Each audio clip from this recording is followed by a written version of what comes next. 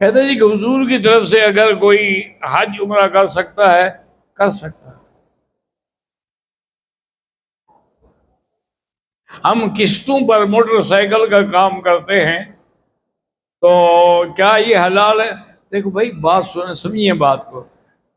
ایک تو یہ ہے کہ آدمی بینک میں جا کے کہے کہ مجھے 1 لاکھ روپے دو، اور میں نے موٹر سائیکل خریدنا ہے۔ وہ کہہ کہ ٹھیک ہے جی 1 لاکھ لے جاؤ، اور اتنا ہم اس پر پرسنٹیج لیں گے، سود لیں گے۔ وہ جا کے دکان سے موٹر سائیکل خریدتا ہے۔ ایک یہ تو حرام ہے۔ ایک طریقہ یہ ہے کہ بینک موٹر سائیکل لے کے اپنے نام کر کے شو روم پہ کھڑے کر دیتے ہیں۔ اب کہتے ہیں کیا چاہتے ہو؟ انہوں نے کہا میں یہ موٹر سائیکل خریدنا ہے۔ پھر جا کے دیکھو اس میں سے کون سا پسند ہے۔ جا کے دیکھا، انہوں نے کہا کیش پہ یہ اتنے کا ہے اور قسطوں پہ اتنے کا ہے۔ انہوں نے کہا ٹھیک ہے مجھے کہو، تو یہ جائز ہے، کیونکہ ایک چیز لے کر اس کو وہ قسطوں پہ دے رہے ہیں، تو لینے کے بعد بیچنا جو ہے وہ تو جائز ہے۔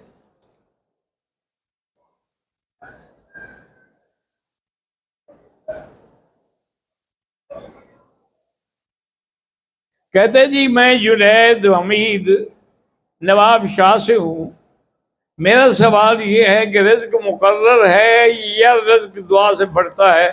میرا بھائی، رزق دعا سے بڑھتا ہے، بلکہ ایک صحیح حدیث میں ہے کہ جو آدمی یہ چاہے کہ میرے رزق میں برکت ہو اور میری عمر میں برکت ہو، والدین کی خدمت کرے۔ ان کی خدمت کرنے سے اس کے رزق میں بھی برکت ہوگی، اس کی عمر میں بھی برکت ہوگی۔ تو اس لیے لوگوں کو شبہ ہوتا ہے کہ جی جب تقدیر فیصلہ کر چکی ہے تو تقدیر میں یہی لکھا ہوتا ہے کہ اگر یہ نیکی کرے گا ہم اتنا رزق بڑھا دیں گے، اگر نہیں کرے گا تو نہیں بڑھائیں گے۔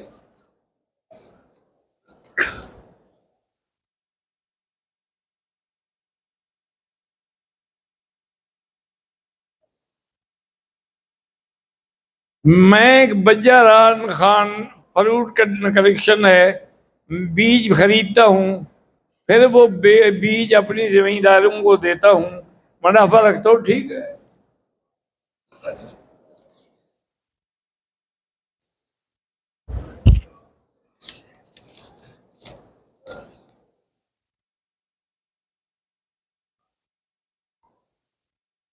ایک آدمی کہتا ہے کہ اس نے 20 سال پہلے مسجد کے پیسوں میں 500 یا 700 روپے کی خیانت کی تھی، اب توبہ بھی کرے اور اسی مسجد پر لگا دے، اس کے بجائے اور زیادہ لگا دے، کہ اگر اس وقت 700 اب کتنا ہو جائے گا، اسی انداز سے پیسے لگا دے۔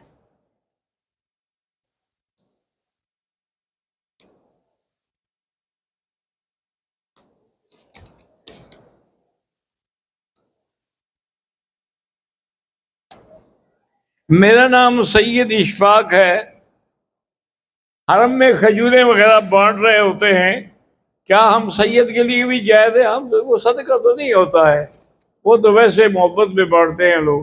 پوچھ لیا کرو کہ صدقے کی ہیں تو آپ نہ کھائیں، زکوٰۃ کی ہیں نہ کھائیں، ویسے ہیں تو کھا لیں۔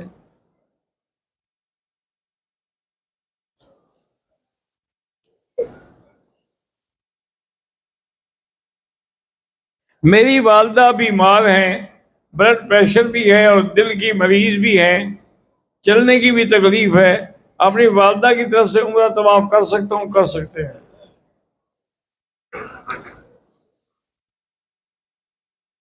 یار یہ کھول کے رکھا کرنا، گھنٹہ تو میں کھولتا رہتا ہوں۔ میرا نام محمد اکمل ہے، عمرے کے لیے پاکستان سے آیا ہوں۔ میری والدہ بہت عرصے سے بیمار ہے، بیماری کا کوئی پتہ نہیں چلتا، ہم سب گھر والے پریشان ہیں۔ اس کا سب سے بڑا علاج جو ہے وہ ہے سورۃ فاتحہ، کیونکہ فاتحہ کا نام اللہ نے شافیہ بھی رکھا ہے، تو لہٰذا ہر نماز کے بعد 7 دفعہ پانی زمزم، اپنا زمزم یا کوئی بھی پانی ہو، فاتحہ پڑھ کے دم کریں اور ماں کو پلایا کریں، تو 3-4 روز سے ٹھیک ہو جائیں گی۔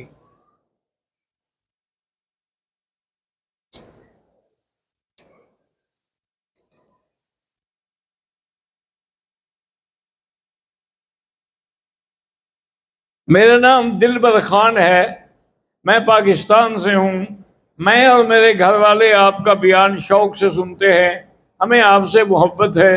اللہ تبارک و تعالی آپ سب کا اور ہمارا خاتمہ ایمان پہ فرمائیں، اعمال صالحہ کی توفیق عطا فرمائیں۔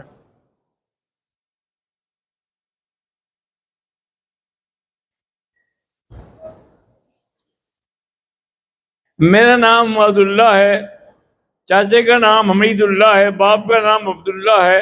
میرے بھائی کی سرجری ہونی ہے، اللہ شفا عطا فرمائے اور سرجری کامیاب ہو۔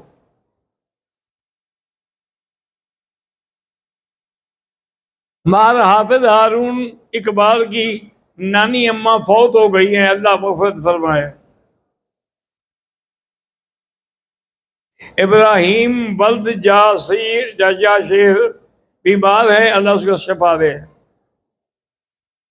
میرا شرعی نکاح ہوا ہے والدین کی اجازت کے بغیر، لیکن اب ان کے ساتھ نہیں رہنا چاہتی کیونکہ مجھے بہت ذلیل کرتا ہے اور مارتا بھی ہے اور مجھے طلاق بھی نہیں دے رہا، تو میں کیا کروں؟ کیسے طلاق لوں؟ کھلو کرو، عدالت میں جا کے کھلو کر لو، اور جتنے دن کے تم اس کے بعد اس کا خرچہ بھی لو اس سے۔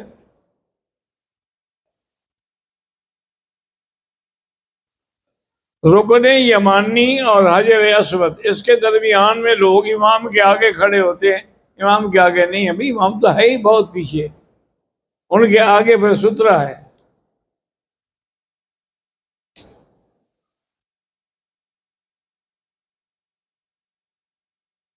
میں نے پاکستان سے آیا ہوں، وہاں سے کچھ سامان لے آتا ہوں جو یہاں میں بیچتا ہوں، لیکن اس میں سگریٹ بھی ہے، سگریٹ نہ لیا کریں نہ بیچا کریں، حرام ہے، باقی سب چیزیں بیچیں۔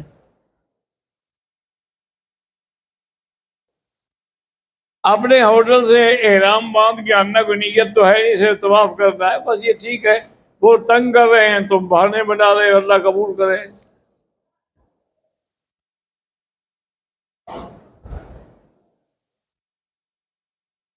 کہتے ہیں جی کہ دارالحرب جو ہے، کیا ہندوستان دارالحرب ہے؟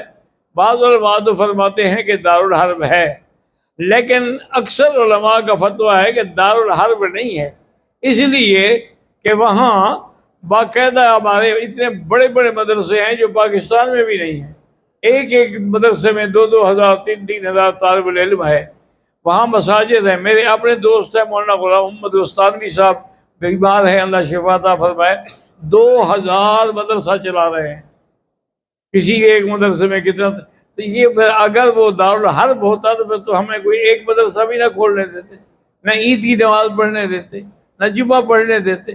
بہرحال آپ اس کو یہ کہہ سکتے ہیں کہ دارالامان ہے، کیونکہ دارالاسلام تو ہے نہیں۔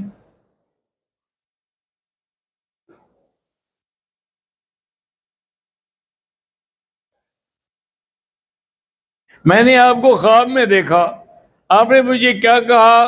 کہا کہ سب ٹھیک ہو جائے گا، پتہ نہیں کیا ہے، میں جب سمجھتا نہیں تو بتاؤں کیا۔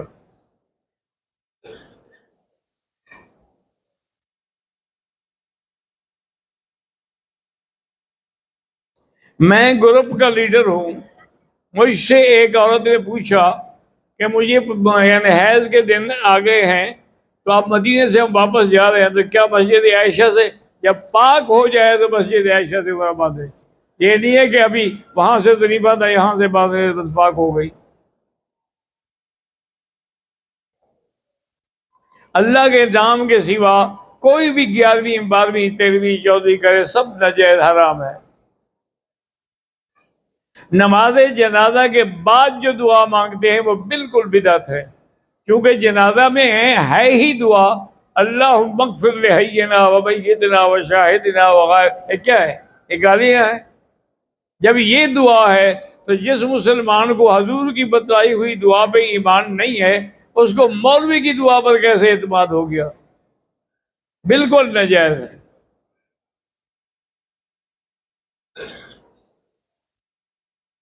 میں حیدرآباد سے ہوں، مجھے اللہ نے 5 سال کے بعد اولاد کی نعمت سے نوازا ہے، اس کا نام محمد یوسف ہے۔ ٹھیک ہے جی، ماشاء اللہ، اللہ پاک اس کو صالح بنائے۔ میں حیدرآباد سے ہوں، میرے 2 لڑکیاں، 4 لڑکے، ایک بیوی ہے، ہم سب کے لیے اللہ پاک آپ سب کو، ہم سب کو علم نافع اور عافیت عطا فرمائے، اور حرمین کی بار بار زیارت نصیب فرمائے۔ میرے دوسرے نکاح کے لیے دعا کریں، اللہ وہ بھی آسان کر دے۔ شیخ شعیب الطاف کو اللہ پاک بیٹا عطا، اللہ اولاد عطا فرمائے۔ حاجی کرم خان کی طبیعت ناساز ہے، اللہ ان کو شفا عطا فرمائے۔